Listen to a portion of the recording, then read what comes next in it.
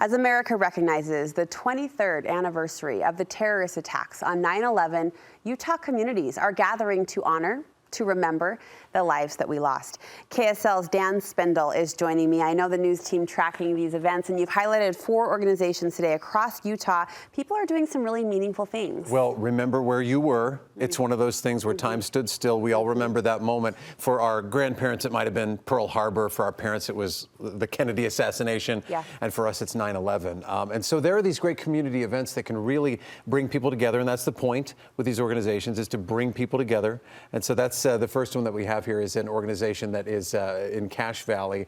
It's Cache Valley Remembers in Logan, again, the 14th. And really what it is for is, think about it. You've got military, police, fire, law enforcement, paramedics. Everybody in that community gets together with students, political and business leaders, educators, elected officials. Everyone wants to come together to let people know that we do remember what happened that day, and we remember the service afterward. This is an immersive visual experience. Isn't that incredible? I think for parents wanting to give even young kids, you know, a taste or a sample of the meaning behind this day, the visuality of this would help communicate that. Well, it can be young kids, it could be kids who are, think about this, graduated college already, who were not born when 9/11 happened. Isn't that crazy? A whole generation here. So yeah, food trucks and music and all that. All right, next there's a 9/11 patriotic program happening in Vineyard tonight. Yeah, let's go down to Utah County because they're doing it there as well.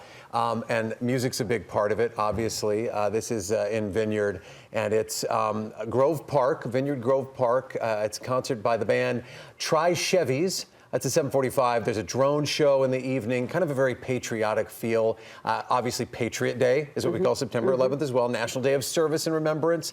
That's an element to it, too. People want to get involved in that way. Yeah, be part of it. Yeah. Next, this one actually happened this morning. It's touching to see this one and know about this one. It's a tradition every year, the 9/11 Tower Stair Challenge. Think about those skyscrapers in larger cities where they go upwards. Here, it's the number of steps.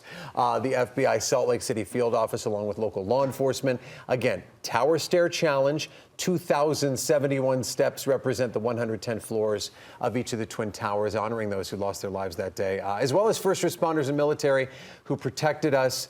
Think about the war on terror afterward and what kind of started off due to what happened on 9/11. So the Stair Challenge is a way to do that. America First Field, again, they were there this morning, really putting in that hard work. And you see a lot of, you know, the CrossFit gyms over the ages have done that as well, where they want to work out and put that hard work in. That's one way they do it. I do admire, though, people like doing something, because a day like this hits, and it does feel heavy, it does feel hard, but you want to do something to acknowledge the heavy and hopefully lighten the heart, and so that's one way that it was done. Finally, the Tag and Go car wash. Hey, you like to get something for free? Well, we want to honor those who have done things for our country, great things, heroic things. Free car washes all day today for first responders, police officers, firefighters, paramedics, emergency medical technicians. All of them are eligible. So good for Tag and Go for doing that. We like to shout out those businesses helping those who help us. Absolutely. And I know you will be helping us, the KSL News team, helping remember the day with some tribute pieces and look backs. Dan, thank you so much. Thank you.